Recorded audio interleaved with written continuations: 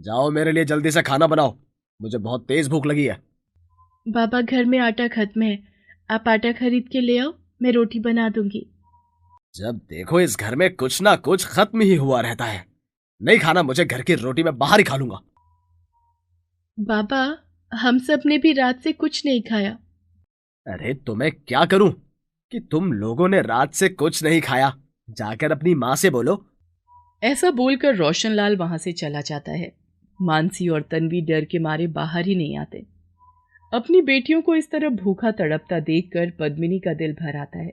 वो जल्दी से उठती है और अपनी बेटियों को लेकर अपने मायके चली जाती है। मायके में, अरे पद्मिनी, तू ऐसे बिन बताए कैसे आ गई? माँ, मेरी शादी करने से पहले देख तो लेती कि तुमने मेरे लिए कैसा लड़का ढूंढा है। आए दिन वो मुझे मारता पीटता है, घर में राशन भी नहीं डालता। तुम्हें पता है 2 दिन से इन बच्चों ने कुछ नहीं खाया। ये सुनकर पद्मिनी की माँ जल्दी से रसोई से बच्चों के लिए खाने के लिए सामान ले आती है।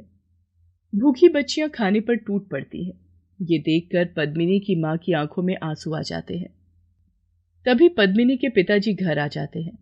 पद्मनी, तू कब आई? दामाद जी साथ नहीं आए? पिताजी, मैं वो घर छोड़कर आ गई हूँ। अब मुझे उस घर में वापस नहीं जाना जहां मेरे बच्चों को 2 टाइम का खाना भी नहीं मिलता। ये तुम क्या कह रही हो? लड़की के ब्याने के बाद ससुराल ही उसका घर होता है। तुम अभी गुस्से में हो, कुछ दिन शांति से यहाँ रहो, उसके बाद वापस अपने घर चली जाना। क्या? ये घर मेरा नहीं है? ये घर अब तुम्हारे लिए पराया हो गया है। तुम्हें अपने ससुराल जाकर ही रहना होगा। मैं रोशन लाल को समझाऊंगा। अपने पिता के मुंह से ये शब्द सुनकर पद्मिनी अंदर ही अंदर टूट जाती है। वो उस समय बिल्कुल चुप रहती है। उसकी बेटियां चुपचाप खाना खा रही होती हैं। पद्मिनी उसी पल फैसला कर लेती है कि अब वो खुद से अपनी बेटियों का ख्याल रखेगी। अगली सुबह वो चुपचाप अपनी बेटियों को लेकर वहां से निकल जाती है। उसके जाने के बाद उसकी माँ उसे सारे घर में ढूंढती है, पर पद्मिनी कहीं नहीं मिलती। आपको कल अपनी बेटी से ऐसे नहीं कहना चाहिए था। मुझे लगता है कि आपकी बात उसे बुरी लग गई, इसीलिए वो अपनी बेटियों को लेकर चली गई। जाएगी कहाँ? सीधा अपने ससुराल ही तो जाएगी। पर पद्मिनी अपने घर ना जाकर अपनी एक दोस्त के यहाँ जाती है।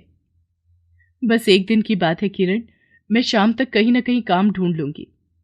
ठीक है पद्मिनी, तुम शाम तक अपने लिए कोई काम ढूंढ लो। मेरा दिल तो नहीं कह रहा कि तुम्हें यहाँ से जाने दूं, लेकिन तुम समझ सकती हो, वो आएंगे तो मुझसे सवाल जरूर करेंगे। तो मैं क्या कहूंगी? मैं सब समझती हूँ किरण, औरत का कोई घर नहीं होता, उसे अपना घर खुद ही बनाना पड़ेगा। ऐसा बोलकर पद्मिनी वहां से काम की तलाश में निकल जाती है।